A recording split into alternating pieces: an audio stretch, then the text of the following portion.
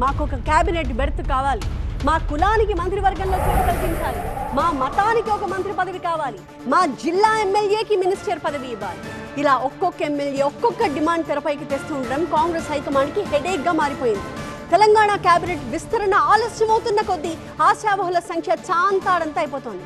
కులాలు మతాల వారీగానే కాకుండా జిల్లాల వారీగా కూడా విజ్ఞప్తులు వెల్లువెత్తుతున్నాయి. వీటికి తోడు పార్టీలో పెద్దలు కూడా అవునవును ఆ జిల్లాకి మంత్రి పదవి ఇవ్వాలి అంటూ వంతపాడుతున్నారు. త్వరలో తెలంగాణలో కేబినెట్ విస్తరణ జరగనుంది. అయితే ఎప్పుడు జరుగుతుంది అన్నది మాత్రం క్లారిటీ లేదు. కేబినెట్ ఎక్స్పాన్షన్ విషయంలో మా అందరి అభిప్రాయాలు తీసుకోవడం జరిగింది. వేరువేరుగా కేబినెట్ నిర్మాణం మీద మా అభిప్రాయాలు చెప్పడం జరిగింది. తుది నిర్ణయం ఏఐసిసి ప్రకటించాల్సి ఉంది. ఎప్పుడు ప్రకటిస్తే అప్పుడు కేబినెట్ విస్తరణ ఉంటుంది. ఇటీవలే సీఎం రేవంత్ రెడ్డి గవర్నర్ ను కలిసిన తర్వాత ఏప్రిల్ 3న మంత్రివర్గ విస్తరణ ఉంటుందని ఊహాగానాలు ఊపందుకున్నాయి. అయితే అవి ఊహాగానాలేనని తేల్చేశారు. అభి చిన్న కన్ఫ్యూజన్, ఫ్లాట్ కొనాలా సైట్ కొనాలా? కన్ఫ్యూజన్ ఎందుకు, ఒక రియల్ ఎస్టేట్ ఎక్స్పర్ట్ తో మాట్లాడు. ఎలా? బాస్ వాలా be the boss. TPCC chief Mahesh Kumar Goud ఎవరు చెప్పినారో మీకు మూడో తరగతి మేమైతే ఎవరికి డేట్ చెప్పలేదు. కేబినెట్ నిర్మాణ డేట్ అనేది వారు ఏఐసి వారు ఎప్పుడు ప్రకటిస్తే అప్పుడు ఉంటుంది. కేబినెట్ విస్తరణ ఎప్పుడున్నా తమ జిల్లాలకు ఒక మంత్రి పదవి కేటాయించాలని డిమాండ్ చేస్తున్నారు రంగారెడ్డి జిల్లా ఎమ్మెల్యేలు.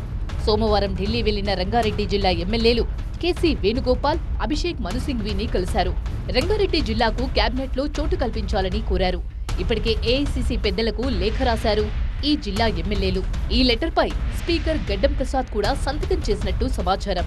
రంగారెడ్డి జిల్లా నేతలకు మద్దతుగా రంగంలోకి దిగారు పార్టీ పెద్ద జానారెడ్డి.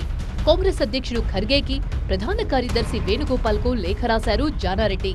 రంగారెడ్డి జిల్లాకు మంత్రివర్గంలో చోటు ఇవ్వాలని కోరారాయన. కేబినెట్ లో 6 ఖాళీలుండగా ప్రస్తుతం 4 స్థానాలను భర్తీ చేయాలని హైకమాండ్ భావిస్తున్నట్లు తెలుస్తోంది. సుదర్శన్ రెడ్డి, కోమటిరెడ్డి రాజగోపాల్ రెడ్డి, మల్రెడ్డి రంగారెడ్డి, ఆది శ్రీనివాస్, వివేక్ వెంకటస్వామి, వాకిటి శ్రీహరి కేబినెట్ రేస్ లో ఉన్నట్లు ప్రచారం జరుగుతోంది.